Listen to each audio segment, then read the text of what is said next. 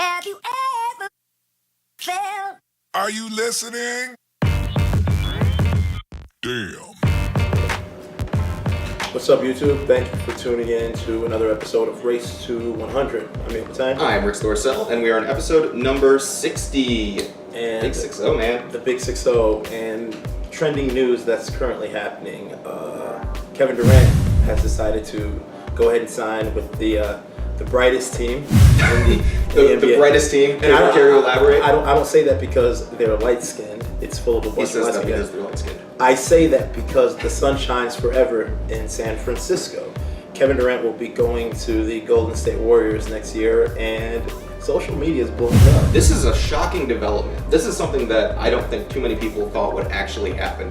I mean, Kevin Durant has been with the Oklahoma City Thunder since it was created in 2008, 2009. He's the grandfather of that current team, and he's led them to some great successes over the years. And unfortunately, everyone's burning his jersey now. I mean, he's hated. Wouldn't they learn from LeBron James that, anything is possible? It's kind of crazy how a lot of the sports anchors, analysts, whatever, your journalists, basketball reacting to this.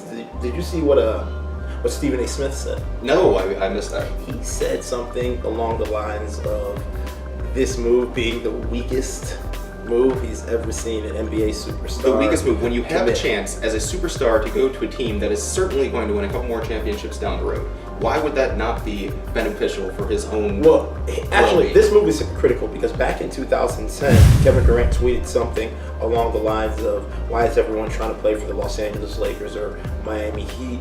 What happened to being competitive and taking it to the throats of our competition? But now he's kind of doing the opposite 6 years later, and he's going to Golden State. I see why he made the move. I can't hate on him for that. It is hypocritical of him to say one thing in 2010 and do the complete opposite in 2016.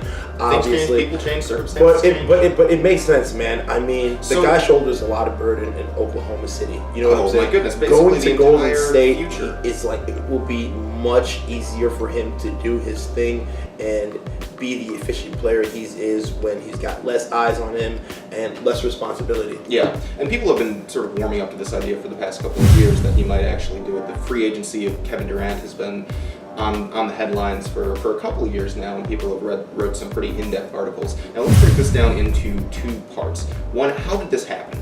How could this happen? How could the Golden State's Warriors pick up yet another superstar player? Because they're a good team on a growing franchise that will inevitably succeed in the years to come. This one, they barely lost this title. We know that if Golden State's up 3-1 again in an NBA Finals, they're not going to lose. I mean, this team is going to be together for the long run. They're young, they're good, their core has stayed the same. I mean, it's a very attractive place to want to play, and their management is just awesome. And maybe he'll get rid of the curse of Little B. Maybe it just takes a little change of location. Well done, Lil B. I wonder what Lil B has to say about this. This. That's a good question. I What feel does like Lil B has to say about and this? figure that out. So the other part about how this could happen was there's a huge salary spike in regards to what teams are able to do with their money. Yes. So there was exponential. So they didn't have to. Golden State didn't have to cut any amazing players. They're going to lose some players. They're going to lose some players. They're going to lose Harrison Barnes and their starting small forward, a North Carolina dude. Good dude, by the way. They're going to lose Harrison Barnes, Andrew Bogut, and probably Festus Ezeli. They'll have to shed 3 salaries so they can afford to pay one. But even so, with the salary increase, it made it possible for them to pick up a superstar. Well, they would have picked one up regardless, but Kevin Durant's taking a pay cut to play in Golden State. Which shows you how much he really wants. Money isn't an option for guys like Kevin Durant who have endorsement deals coming through the gates at their fingertips. The other thing that I think is underplayed is the location of the teams you're in. I mean, if you're living in Oklahoma, I'm sorry, but Oklahoma, if I were to live in Oklahoma or California, SoCal, oh my goodness, I would hands down pick California. That's true. Before in professional basketball, it was all about a dynamic duo with a bunch of solid role players and bench guys around that. Those were your nucleus or your core. Now you're seeing these super teams being created. A big 3. Now there's a big 4. You know what I'm saying? These guys have 4 starters that could make the All-Star team. You know?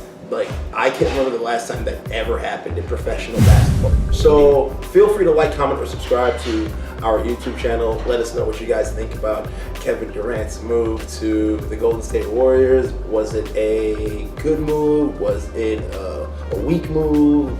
We would love to hear your feedback. Everything that you guys send to us, we really appreciate. So with that being said, thank you for tuning in to another episode of Race to 100. I'm Neil Patang. Ricks, want to add something? We will catch you next time on the Race to 100.